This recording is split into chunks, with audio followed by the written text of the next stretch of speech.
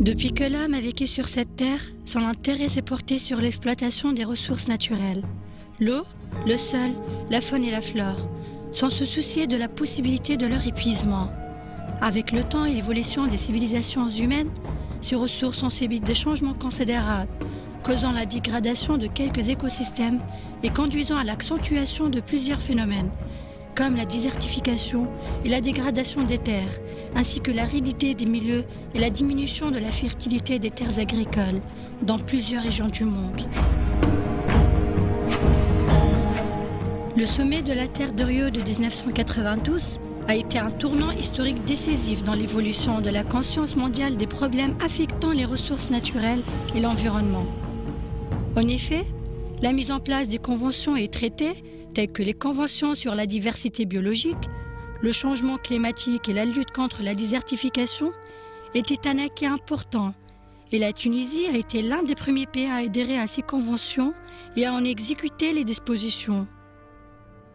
Parmi les plus importants fléaux de l'environnement mondial figure le phénomène de la désertification, qui menace désormais environ 1,2 milliard d'habitants dans plus de 100 pays et qui a déjà été à l'origine de la perte d'environ 600 km² de terres agricoles par an.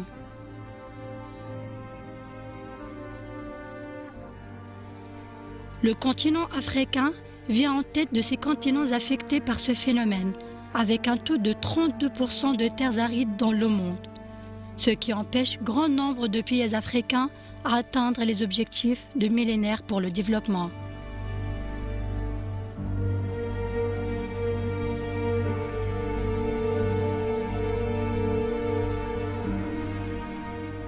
La Tunisie, et en dépit de sa superficie exiguë qui ne dépasse pas les 164 000 km², se distingue par la richesse et la diversité de ses écosystèmes naturels et agricoles du nord au sud et de l'est à l'ouest. Son positionnement géographique et son exposition à l'influence du climat méditerranéen, avec un taux annuel de précipitations qui ne dépasse pas 200 mm, ont fait de ces ressources naturelles une proie facile à l'influence des facteurs humains, de l'intensité de changement climatique actuel dans le monde et de la tendance du climat vers l'aridité.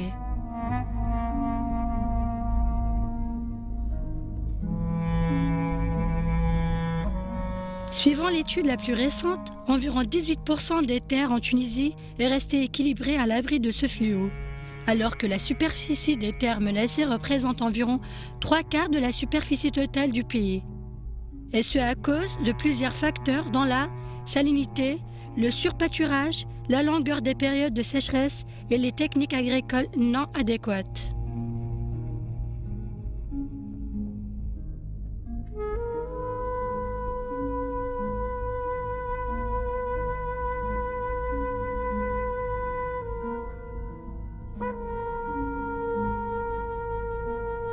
Consciente que la sécurité alimentaire et la stabilité sociale passent nécessairement par la préservation des ressources et des écosystèmes naturels et la maîtrise de leurs exploitations,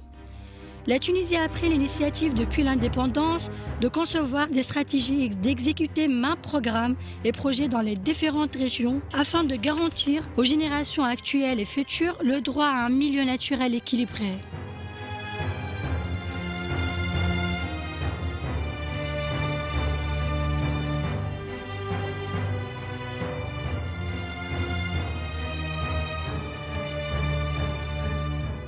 من ناحية العيشة اللي كانت قبل وكانت توا، إذا كان ضرب العجاج حتى من الماكلة ما عادش نجم تاكل. من ناحية الرمال ومن ناحية توا الحمد لله رب العالمين، توا من ناحية الزحف نتاع الرمال، الأزراب وهالواحد هذه محسوبة قلت علينا الرمل.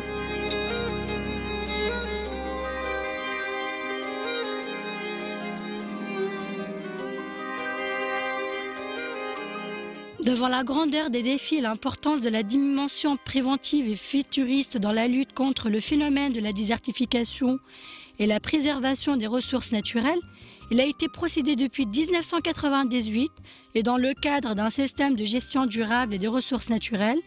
à l'adoption du Programme national de lutte contre la désertification sur la base d'un partenariat à tous les niveaux, national, régional et local.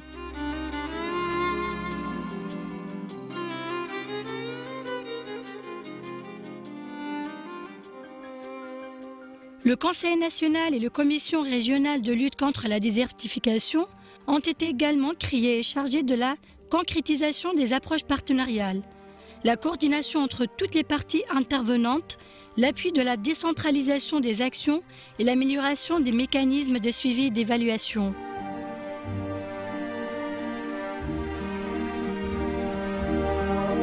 Dans ce contexte, des programmes de travail régionaux de lutte contre la désertification ont été élaborés pour les gouvernorats du centre et du sud en vue d'aider à la consolidation de la planification au niveau régional et local des interventions de la protection et l'adoption des programmes et projets de développement.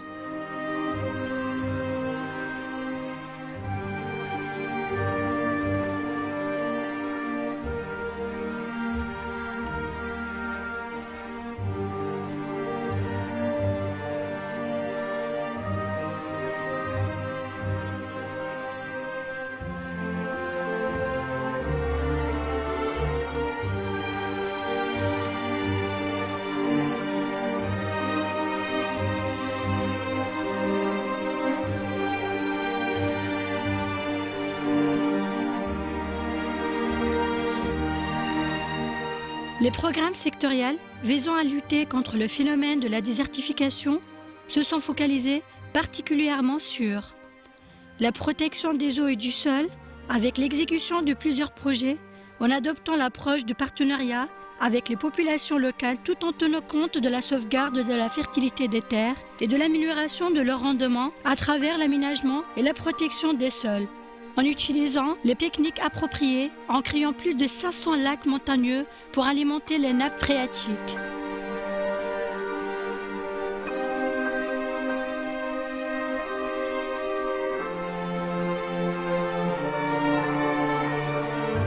Et en considération de l'importance dont sont revêtues les ressources hydriques, à cause de leur rareté et leur précarité, les efforts se sont concentrés sur le stockage des plus grandes quantités d'eau possibles pour la satisfaction des besoins nationaux. Grâce aux installations et aux grands barrages, la Tunisie a pu stocker une quantité d'eau dépassant 4 milliards de mètres cubes, faisant hausser le taux de stockage à environ 90% actuellement. Également, un programme d'économie d'eau dans les périmètres irrigués a été adopté permettant le rehaussement du niveau d'équipement des terres agricoles en matériel d'économie d'eau, d'irrigation, afin qu'il atteigne actuellement de 20 à 25 000 hectares par an.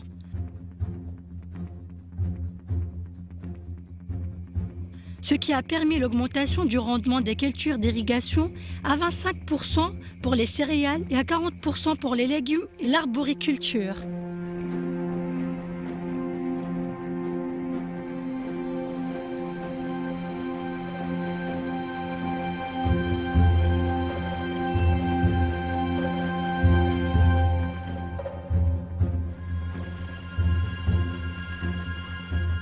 En outre, des actions ont été entreprises dans le sens de l'augmentation de la valorisation des ressources hydriques non classiques. En effet, le développement important qu'ont connu les installations d'épuration en Tunisie au niveau de la quantité et la qualité des eaux traitées a permis la réutilisation d'environ 30% de ces eaux dans plusieurs domaines agricoles, et notamment les grandes cultures dans le cadre d'un programme intégré ayant pour objectif d'augmenter le taux de réutilisation.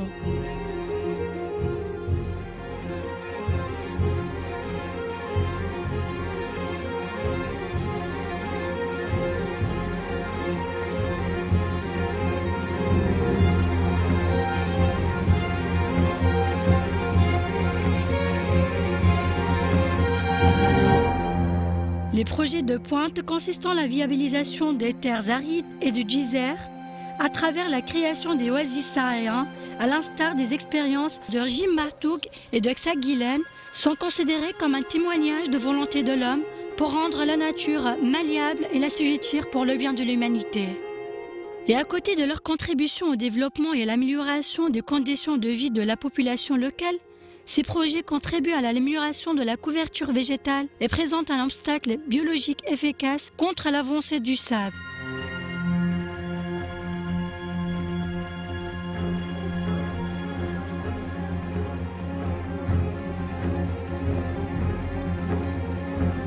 أنا أنا شاب من دوز ولاية قبيلي، منتفع بزوز مقاسم فلاحية برجمات توكو. الحمد لله وصلنا لبداية البداية اللي هي بداية إن شاء الله الإنتاج. السنة أولتها عام إنتاج، وإن شاء الله السنة حاطين رجلنا في النجاح إن شاء الله.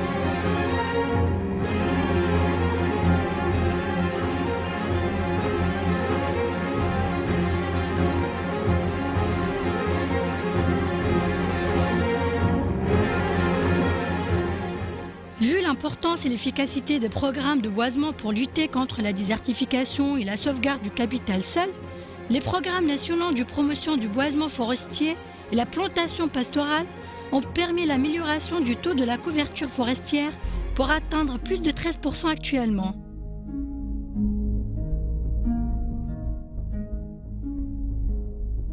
Un réseau d'aires protégées a été également mis en place, englobant actuellement 43 zones, couvrant environ 7% de la superficie totale du pays, englobant les différents écosystèmes naturels existants en Tunisie.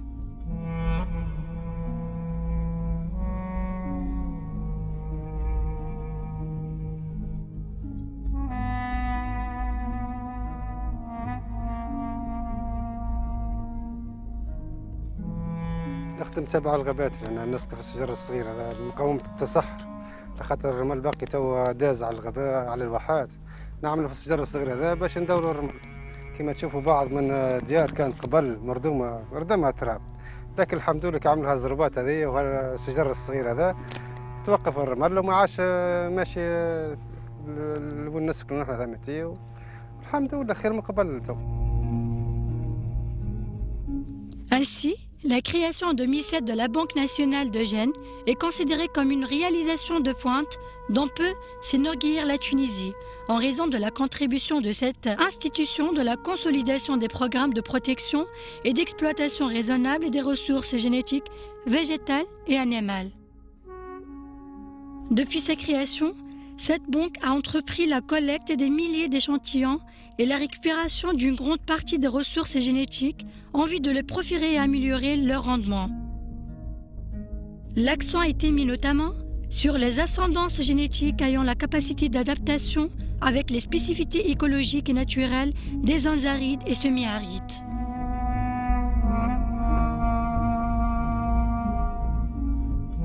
En outre, et tenant compte des richesses et paysages naturels et des patrimoines culturels importants dont est dotée la Tunisie, témoignant du caractère immémorial de son histoire et de sa civilisation, des actions ont été entreprises pour l'instauration des circuits touristiques écologiques, tels que le circuit de la mémoire de la Terre, des oasis et du Sahara, le circuit des forêts et le circuit de l'olivier, et ce à côté de l'instauration et la consolidation de l'infrastructure nécessaire, consistant notamment des écomusées et des centres d'accueil. Et ce de façon à garantir le développement d'un nouveau produit touristique qui contribue à l'accélération de la prospérité de ces zones et à la limitation des pressions qu'elles subissent.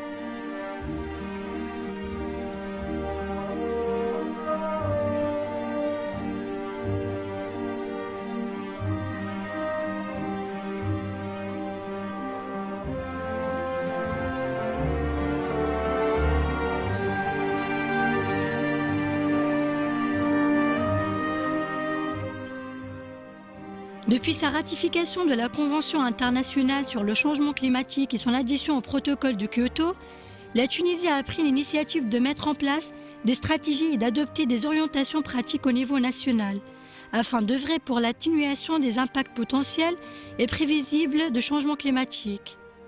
Par ailleurs, et eu égard aux ressources financières nécessaires pour la mise en œuvre des plans de travail sectoriels d'adaptation au changement climatique et qui dépassent les capacités de la plupart des pays en voie de développement, la Tunisie a lancé un appel en vue de rendre plus efficients les mécanismes de la solidarité internationale, de consolider les programmes de soutien de compétences à l'échelle nationale et d'une mutation des technologies propres et de développer le système d'éveil et de prévention des phénomènes climatiques extrêmes sur les niveaux national et régional comme les inondations et la sécheresse.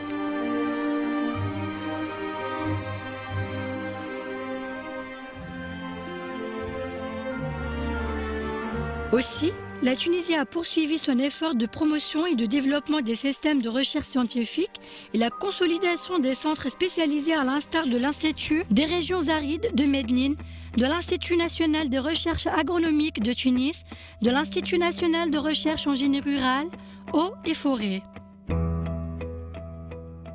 En effet, un master national a été institué depuis 2002 dans le domaine de la lutte contre la désertification et la gestion des ressources dans les zones arides. Ils sont en plus d'un master international et d'un doctorat depuis 2004 en collaboration entre l'Institut des régions arides de Médine, l'Institut national d'agronomie de Tunis, l'Université des Nations Unies de Tokyo, l'Université japonaise de Totori, l'Académie chinoise des sciences et le Centre international des recherches agricoles dans les zones arides, ICARDA.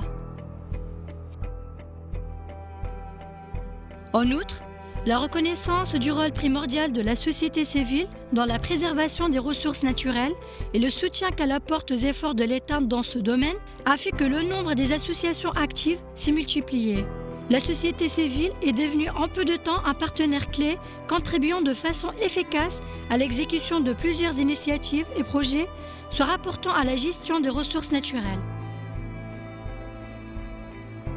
المشروع هذا يتمثل هو في أخذ الفواضل نتاع الواحة، يتمثل بالأساس في جريد النخيل، في فضلات عراجين التمور. بصفة عامة النخلة تبقى كما يعبر عنه فما أجزاء قاسية للرحي كما ما استعملوهاش، ويتم تخليطها بالسماد عضوي اقتناء السماد العضوي، وثم معناها طبعا عمليه معناها نورماليزي كيفاش تتم العمليه نتاعها، معناها قداش يتقلب مره قداش يتسقل مره، مع متابعه معناها للحراره والرطوبه، ويعطينا من بعد معناها مستسمد يعبر عنه بالكومبوست بيولوجي، ما فيش مواد معناها كيميائيه، ما فيش مواد ملوثه.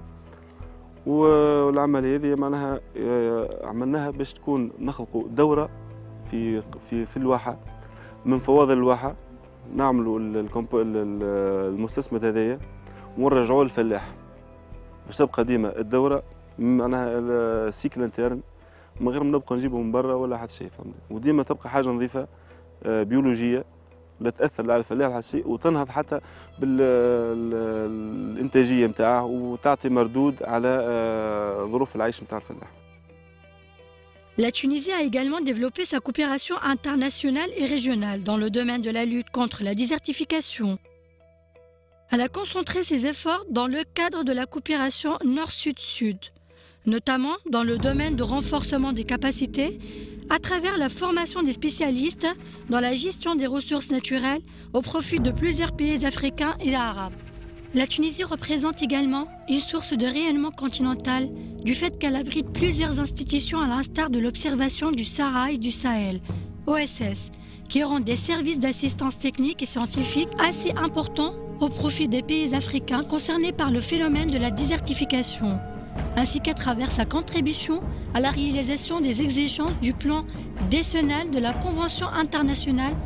de lutte contre la désertification par le biais de la contribution à la mise à jour du programme maghrébin de lutte contre la désertification. Nos réalisations ont été innombrables, mais nous aspirons toujours à faire mieux.